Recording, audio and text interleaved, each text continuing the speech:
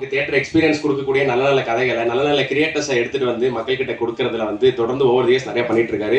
அதுக்கு அவருடைய ஃபிலிமோகிராஃபி எடுத்து பார்த்தாலே தெரியும். ஒரு முதல் படத்துல இருந்து இப்போ ஆரியன் வரைக்கும் இப்போ சீக்கிரமா 25வது படத்தை நெருங்க போறாரு. ஸோ இதுக்கு இடையில அவரோட லைனப்ஸ் எல்லாமே வந்து ரொம்ப பயங்கரமா இருக்கு. அது எல்லாமே நமக்கு வெளியே தெரிஞ்ச அபிஷியலி அனௌன்ஸ்டான அந்த லைனப்ஸ் தான். எப்படி இந்த மனுஷன் இப்படியான கதைகளை வந்து தேர்ந்தெடுக்கிறாரு, இப்படியான கிரியேட்டர்ஸோட கொலாபரேட் பண்றாரு அப்படின்ற ஆச்சரியம் வந்து ஒவ்வொரு முறையும் இருக்கும். ஸோ நல்ல கண்டென்ட் இருக்க சினிமா அப்படின்னா நம்பி போகலாம் அப்படின்றத தாண்டி விஷ்ணு விஷால் அவர்கள் படம் அப்படின்னா நம்பி போகலாம் அப்படின்ற நம்பிக்கையை மக்கள் கிட்ட தொடர்ந்து அது அந்த நம்பிக்கை வந்து அழுத்தமாயிட்டே இருக்கு. அது ஆரியன் வந்து ப்ரூவ் பண்ணியிருக்கு எகைன் அப்படின்னே சொல்லலாம்.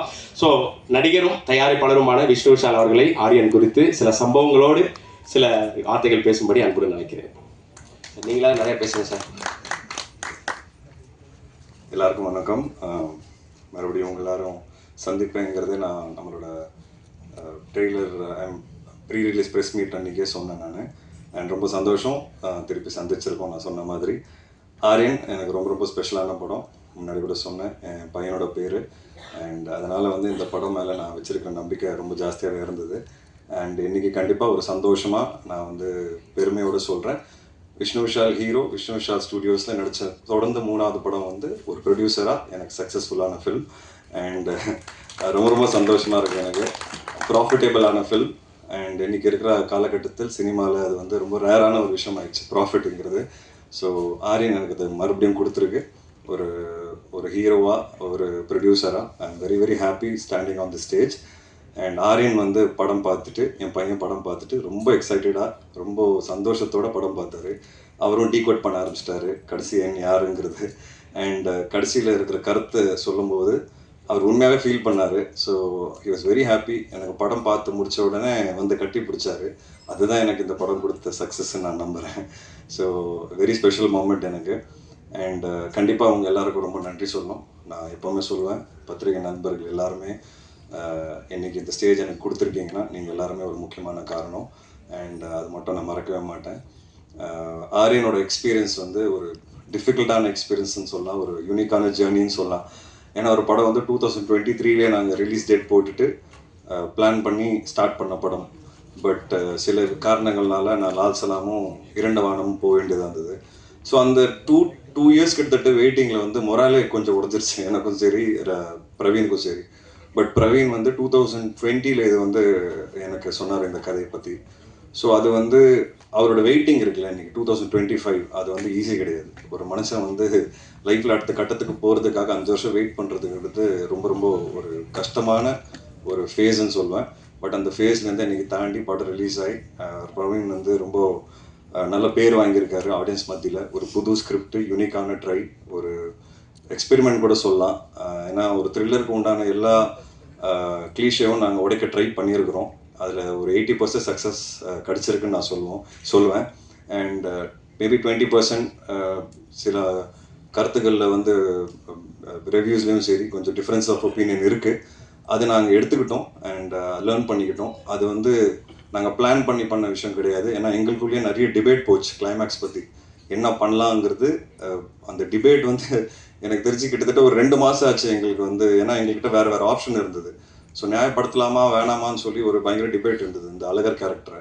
அண்ட் சரி, ஆடியன்ஸ்க்கு இப்படி தான் பண்ணாதான் பிடிக்குங்கிறது நாங்கள் டிசைட் பண்ணி ஒன்று பண்ண விஷயம். பட் அது மட்டும் தான் எனக்கு தெரிஞ்சு எனக்கு 20% கொஞ்சம் நெகட்டிவ் கொடுக்குது. அதுவும் நாங்கள் அட்ரஸ் பண்ணி இப்போது இன்னிலேருந்து தியேட்டர்ஸில் ப்ளே ஆகிற ஷோவில் நாங்கள் ஒரிஜினலாக வச்சுருக்கிற கிளைமேக்ஸ் தான் ப்ளே ஆக போகுது. ஸோ அதனால் நான் எப்போவுமே சொல்லுவேன், எனக்கு வந்து ஆடியன்ஸ் ஃபீட்பேக்கும் சரி, பத்திரிகை நண்பர்களோட ஃபீட்பேக் வந்து ரொம்ப ரொம்ப இம்பார்ட்டன்ட். அதை எப்போவுமே நான் எடுத்துப்பேன். அண்ட் இன்னிலேருந்து எனக்கு தெரிஞ்சு அந்த கிளைமேக்ஸோட 20% டிசப்பாயின்மெண்ட் இருக்காது. பார்க்கும்போது கண்டிப்பாக ஆடியன்ஸ்க்கு ஒரு புது கிளைமேக்ஸாக தெரியும், இன்னும் கொஞ்சம் நியாயமாக இருக்கும். ஸோ அது வந்து அதுதான் பிரவீனோட ஒரிஜினல் வேர்ஷன் ஆக்சுவலின்னு சொல்லுவேன். அதுதான் பியூட்டி ஆஃப் சினிமா. சில டைம் வந்து நம்ம ஒன்று நினைப்போம், பட் ஆடியன்ஸ் ஒன்று சொல்லுவாங்க. நம்ம ஒன்று நினைப்போம், ஆடியன்ஸ் அப்படியே உல்ட்டாவாக சொல்லுவாங்க. So I think that's the beauty of cinema. And நாங்கள் எல்லாருமே we all strive every movie, ஒவ்வொரு படமும் வந்து ஆடியன்ஸ்க்கு ஒரு புது என்டர்டெயின்மெண்ட் கொடுக்கணும்னு நாங்கள் ஆசைப்படுறோம். அண்ட் அந்த விதத்தில் வந்து I think Aryan has also achieved. நான் என்ன யோசிச்சு பண்ணேனோ கண்டிப்பாக அதை அச்சீவ் பண்ணியிருக்கேன்.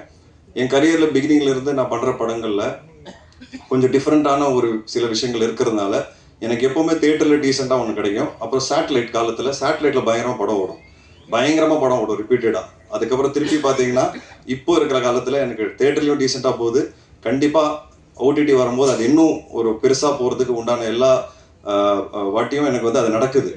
இப்போ எஃப்ஐஆர் வந்து பார்த்தீங்கன்னா தேட்டரில் நல்லா போச்சு, ஓடிடிலையும் பெருசாக போச்சு, கட்டா குஸ்தி தேட்டர்லையும் நல்லா போச்சு, ஓடிடியில் மிகப்பெரிய ஹிட் அது. அதே மாதிரி தான் ஆரியனுக்கும் நான் கண்டிப்பாக நடக்கும்னு நான் நம்புகிறேன். ஏன்னா அது it's been a part of my career. ஏன்னா நான் யூனிக்கான படங்கள் பண்ணுறதுனால ஒரு பர்டிகுலரான ஆடியன்ஸ்க்காக தான் போய் செட் ஆகுது. கமர்ஷியலான படங்கள் பண்ணும்போது அது எல்லாருக்கும் போய் செட் ஆகும். ஸோ இப்போ கட்டா குஸ்தி 2 பார்த்தீங்கன்னா அடுத்த வாட்டி ரிலீஸ் அப்போ எனக்கு தெரிஞ்சு தேட்டர்லேயே அதுக்கு ஒரு பயங்கர ரிசப்ஷன் இருக்கும். பட் அந்த விதத்தில் Aryan also I'm very confident. ஓடிடியில் போனதுக்கப்புறம் இன்னும் பெரிய சக்ஸஸாக இருக்கும்.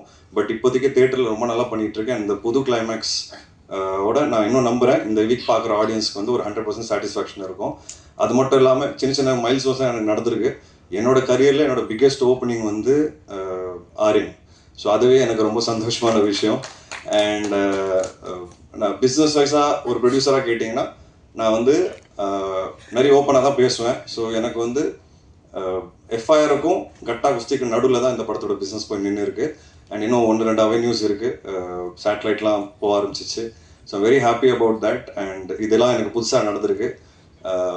எஃப்எம்எஸ் அப்ராட்லேயும் பார்த்தீங்கன்னா ஒரு நல்ல ஓப்பனிங் கிடச்சிருக்கு, என்னோட கரியர் பெஸ்ட்டு. ஸோ இந்த மாதிரி நல்ல நல்ல விஷயங்கள் நடந்திருக்கு இந்த படத்தில். ஸோ இது ஒரு நான் லேர்னிங்காக எடுத்துகிட்டு இன்னும் நிறைய நல்லா பண்ணணும், நல்ல விஷயங்கள் பண்ணணும், நல்ல படங்கள் பண்ணணும்னு நான் ஆசைப்பட்றேன். அண்ட் ஆரியன் வந்து ஒரு பயங்கர கஷ்டமான ஒரு film to put it as an edit.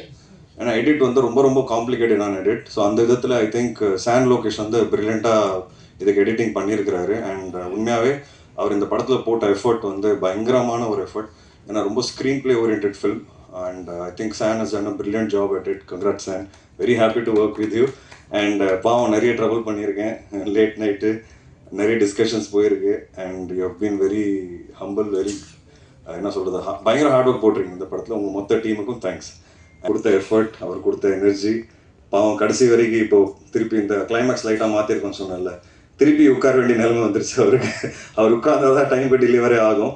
But அப்படி இருந்த ஒவ்வொரு நாளும் வந்து கடைசி நிமிஷத்தில் படத்துக்குள்ளே வந்து the kind of effort, energy and conviction he's put in Aaryan வந்து அது phenomenal. And I think Ghibran sir thank you. இனிமேல் உங்களோட நிறைய படம் பண்ணணும்னு ஆசைப்பட்றேன். And Manasa, it was wonderful acting alongside, and I really am happy that you liked the movie, and I think the screen presence is really good.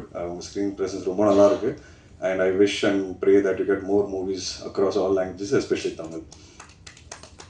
Shraddha, it's been great experience acting alongside you. I think நான் நடிச்சதுலே one of my most favorite heroines Shraddhaன்னு சொல்லலாம்.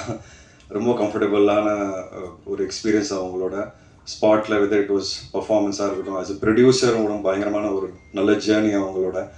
And she's been very sportive. And interviews பண்ணும்போது தான் we had a lot of fun.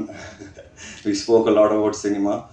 And எனக்கு முந்தினத்து கூட சொல்லியிருந்தாங்க, ஏதாவது ஒரு டிஃப்ரெண்ட்டாக பண்ணிகிட்டே இருக்கிற, ஐ ரியலி லைக் தட் ஆஸ்பெக்ட்னாங்க. இது ஒரு முயற்சி தான். ஏன்னா நான் டிஃப்ரெண்ட்டாக இல்லைன்னா காணாமல் போயிருப்பேன்னு நினைக்கிறேன். ஏதோ ஒரு சின்ன டிஃப்ரெண்ட்டான விஷயங்கள் பண்ணுறதுனால தான் இங்கே சஸ்டெயின் ஆகி சர்வைவ் ஆகிட்டு இருக்கேன். அண்ட் இன்றைக்கி வந்து சக்ஸஸ்ஃபுல்லாக 25வது படத்தை நோக்கி போயிட்டுருக்குறேன். அது ஈஸி கிடையாது. அண்ட் ஆஸ் அ ப்ரொடியூசர் இங்கே சர்வைவ் ஆகிறது ரொம்ப ரொம்ப கஷ்டம். அது ரெண்டுமே ஐ திங்க் சம்வேர் எனக்கு ஏதோ நடந்துகிட்ருக்கு. அதுக்கு முக்கியமான காரணம் ஆடியன்ஸ் அண்ட் நீங்கள் எல்லாருமே தான். அண்ட் நெக்ஸ்ட் செல்வா சார், அவரை பற்றி நான் எவ்வளோ சொன்னாலும் கம்மி. நான் வந்து ஒரு ப்ரொடியூசராக ரொம்ப ஹாப்பியாக இருந்தேன் அவர் வந்து நம்ம படத்தில் நடிக்க போகிறாருன்னு. நான் ப்ரொடியூஸ் பண்ணி, அண்ட் அதே சமயத்தில் as an actor I think அவர் ஃபெனாமினலான ஜாப் ப்ளே பண்ணியிருக்காரு. ஒரு சைக்கோவாக ப்ளே பண்ணுறதுங்கிறது அது ஒரு பர்ஃபார்மன்ஸ் ஒன்று தேவைப்படும். அது ஒரு டிப்பிக்கலான பர்ஃபார்மன்ஸ். ஆனால் சார் வந்து ரொம்ப அண்டர் பர்ஃபார்ம் பண்ணி அந்த கேரக்டரை வித்தியாசமாக ப்ரெசென்ட் பண்ணணும்னு சொல்லி நமக்கு பொதுவாக இதுதான் சைக்கோன்னு நமக்கு ஒரு பாடி லாங்குவேஜில் நமக்கு ஒரு பர்செப்ஷன் இருக்கும். அந்த பர்செப்ஷனை வந்து அவ்வளோ அழகாக இந்த படத்தில் உடைச்சிருக்கிறாரு. அது வந்து ஐ திங்க் அவரோட பாடி லாங்குவேஜ் இந்த படத்துக்கு ஒரு பெரிய ப்ளஸ். அண்ட் நான் வந்து இந்த கேரக்டர் இப்படி தான் பார்த்தேன். அண்ட் அவர் வந்து ரொம்ப நல்லா பண்ணியிருக்கிறாரு. அண்ட் அதுதான் புது விஷயமா இருந்தது இந்த படத்தில். ஸோ செல்வா சார் கேரக்டர் தான் இந்த படத்தோட ஹைலைட். அண்ட் ஏன்னா அப்படி பார்த்தீங்கன்னா பொதுவாக இருக்கிற ஆக்சுவலாக நான் வந்து ஏன் சைக்கோஸ் பற்றி எனக்கு ரொம்ப நல்லா தெரியும் அப்படின்னா, நான் ராட்சசன் படத்துக்காக நிறைய ரிசர்ச் பண்ணியிருக்கிறேன். ஸோ நிறைய டீட்டெயிலிங் படிச்சிருக்கிறேன், நிறைய பேப்பர் கட்டிங்ஸ், நிறைய ஆர்டிகல்ஸ் படிச்சிருக்கிறேன் உண்மையான சைக்கோஸ் பற்றி. அவங்க வந்து ரொம்ப ரொம்ப சாதாரணமாக தான் இருப்பாங்க. உங்களுக்கு பக்கத்தில் ஒரு சைக்கோ இருக்கான்னு உங்களுக்கு தெரியாது. அப்படிப்பட்ட ஒரு பாடி லாங்குவேஜ் தான் உங்களுக்கு இருக்கும். ஆனால் நம்ம சினிமாவில் பார்த்த சைக்கோஸ் வந்து கொஞ்சம் எக்ஸாஜரேட்டடாக தான் வந்து பார்த்துருக்குறோம். ஏன்னா அது ஒரு சினிமாட்டிக் லிபர்ட்டி. இந்த படத்தில் சார் ப்ளே பண்ண விதம் உண்மையாகவே சொல்கிறேன், நான் என்னென்ன படித்தேன் சைக்கோஸ் பற்றி அந்த பாடி லாங்குவேஜ் தான் ப்ளே பண்ணியிருக்கிறாரு. அண்ட் என்ன ஒன்று சைக்கோஸோட ரொம்ப வித்தியாசமான விஷயம் என்னென்னா, வித்தியாசம் இல்லை, அது அவங்கள பொறுத்த வரைக்கும் அவங்க பண்ணுறது நியாயம். அது வந்து அவங்களுக்கு மட்டும்தான் அது தெரியும். அது உங்களை பிலீவ் பண்ண வைப்பாங்க. அவங்க பண்ணுறது ரைட்டுங்கிறது உங்களை பிலீவ் பண்ண வைப்பாங்க. அதுதான் சைக்கோஸோட முக்கியமான ஒரு சைக்காலஜிக்கலாக இருக்கிற விஷயம். அதுதான் நாங்கள் இந்த படத்தில் ட்ரை பண்ணியிருக்கோம். அண்ட் அந்த விதத்தில் I think as an actor, as a producer, அந்த கதை கேட்கும்போது இந்த கேரக்டர் இப்படி வரணும்னு நினச்சனோ அது வந்து செல்வா சார் வந்து 2000% கொடுத்துருக்கிறாரு. So I'm very very happy Selva sir, thank you so much. And நீங்கள் எனக்கு கொடுக்குற encouragement as a producer, as an actor வந்து I just can't tell you. It's உங்கள் கிட்டேருந்து வரும்போது எனக்கு ரொம்ப ரொம்ப ஓவர்வெல்மிங்காக இருக்குது sir. Thank you so much. And Praveen, I've had a great journey with you. I hope the delay that I put in your life because of my other commitments, I'm sorry about that. And I hope that இதுக்கப்புறம் உங்களுக்கு எந்த delay இல்லாமல் அடுத்த படம் உடனே நடக்கணுங்கிறது நான் வேண்டிக்கிறேன். And my entire team, Shravanti, Sid, Guna, Sitaraman uncle, I thank all of you. You have been my biggest pillars. ரொம்ப சந்தோஷம் to have worked with you all. And என்னோட டிஸ்ட்ரிபியூட்டர்ஸ் செண்பகமூர்த்தி சார், ராஜா, அதுக்கப்புறம் Wayfarer Films, Dulquer, and KRG, and Karthik Gowda, and all of them I'm really really happy. And இப்போ தெலுங்குல பார்த்தீங்கன்னா Sreshth movies வந்து படம் release பண்ணுறாங்க on November 7th. So I'm looking forward to it. So இந்த புது கிளைமேக்ஸோட தான் நாங்கள் தெலுங்குல ரிலீஸ் பண்ண போகிறோம். ஸோ நான் ரொம்ப எக்ஸைட்டடாக இருக்கேன் இது புது கிளைமேக்ஸ் எப்படி ரிசீவ் பண்ணுவாங்கன்னு. And it's been an exciting journey. And going forward, Vishnu Shah Studios is continuing to produce films and good films. Again, unique attempts try பண்ணுறேன். என்னோட அடுத்த படம் வந்து கட்டாக்ஸ் 2 ஆல்ரெடி ஷூட்டிங் போயிட்டுருக்கு. அடுத்தது வந்து என்னோட பிரதரோட அடுத்த ஃபில்மோட பூஜை போட்டாச்சு. ரொம்ப சீக்கிரம் அனௌன்ஸ் பண்ணுவோம். So that's my next film. And then வந்து அருண்ராஜ் காமராஜோட ஒரு படம் அது ஸ்டார்ட் பண்ண போகிறோம். இதுதான் வந்து confirm lineup. So I will come with more details soon. And thank you for supporting me continuously. And again நான் இது வந்து பதிவு பண்ணணும்னு ஆசைப்பட்றேன். 3 இயர்ஸ்க்கு அப்புறம் நான் ஸ்க்ரீனுக்கு வர ஒரு சோலோ ஹீரோவா 3 இயர்ஸ்க்கு அப்புறமா இன்றைக்கி வந்து ஆடியன்ஸ் எனக்கு கொடுத்த அன்பு இந்த ஓப்பனிங் வீக்கெண்டில் சூப்பரான ஒரு அன்பு. நான் எதிர்பார்க்கல, ரொம்ப பயந்தேன் என்னை ஞாபகம் வச்சுருப்பாங்களா இல்லை தேட்டருக்குள்ளே வருவாங்க நான்.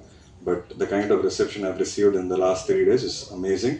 அண்ட் நான் ஃபீட்பேக்ஸும் எடுத்துட்டேன். I will work on it. I try to be a better individual, better filmmaker and a better actor. Thank you so much. Thank you.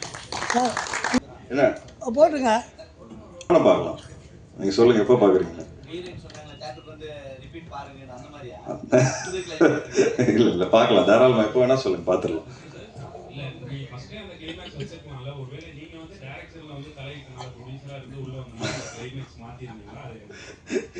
அதை மட்டும் சொல்லுங்கள் சார். இல்லை இல்லை சொல்லிடுறேன். என்னன்னா இப்போது நான் சொல்ல வேண்டியதாக இருக்கும்.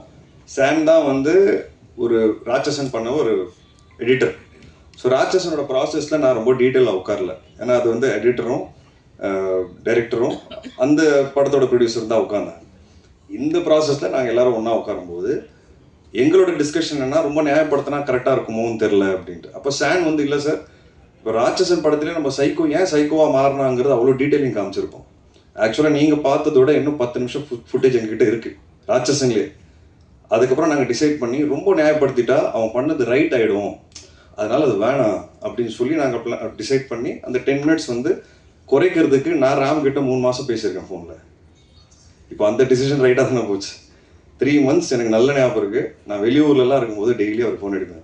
ராம் அந்த இடத்துல அந்த 10 நிமிஷம் மட்டும் பார்த்துக்கோங்க. ஏன்னா அது 10 நிமிஷம் நம்ம வச்சுட்டோம்னா ஆடியன்ஸ்க்கு மைண்ட் வேறையாக ஆகிடும். அது கரெக்டாக இருக்குமான்னு எனக்கு தெரில. ஏன்னா அங்கே சைக்கோ பண்ணுறது ராங் அப்படின்னு நமக்கு தெரியுது. இந்த படத்தை பொறுத்த வரைக்கும் அந்த கேரக்டர் சொல்கிற வர விஷயம் வந்து ரொம்ப ரைட்டாக இருந்தது. நியாயமாக பார்த்தா இப்போ நீங்கள் எல்லோரும் உட்காந்துருக்கீங்க, நீங்களும் தேங்க்லெஸ் ஜாபில் தான் இருக்கீங்க. அதை அப்ரிஷியேட் பண்ணுறாங்களா யாராவது? எனக்கு தெரிஞ்சு இல்லை. அவ்வளோதான் நான் சொல்ல வந்த ஆசையே எனக்கு இல்லை. ஸோ அதை தான் வந்து நான் சொல்லணும்னு ஆசைப்பட்டேன். ஏன்னா நிறைய தேங்க்லெஸ் ஜாப் இந்த சொசைட்டியில் இருக்குது. அந்த விஷயத்தை அட்ரஸ் பண்ணணும் அப்படின்னு நான் நினச்சேன். ஸோ அப்போது அந்த கேரக்டர் சொல்கிற விஷயம் வந்து ரைட்டாக தானே இருக்குது. அப்போது இது நியாயப்படுத்தலாமா நியாயப்படுத்த வேணாமாங்கிற ஒரு டிஸ்கஷன் தான் எங்களுக்குள்ளே போச்சு. அப்போது இல்லை இது ஓரளவுக்கு நியாயப்படுத்தினா தான் இது கரெக்டாக இருக்கும், இல்லை அப்படின்னா இது ராங் ஆகிடுமோ அப்படின்னு ஒரு பயம்தான். அது நாங்கள் படம் போட்டு காமிக்காமலாம் இல்லை, நான் நிறைய பேருக்கு படம் போட்டு காமிச்சேன். யாருமே அந்த விஷயத்தை பற்றி என்கிட்ட சொல்ல. அது வந்து ரிலீஸ்க்கு அப்புறமா தான் அது வந்து வெளிப்படையாக வந்தது. ஸோ இதுதான் எங்களோட தாட்.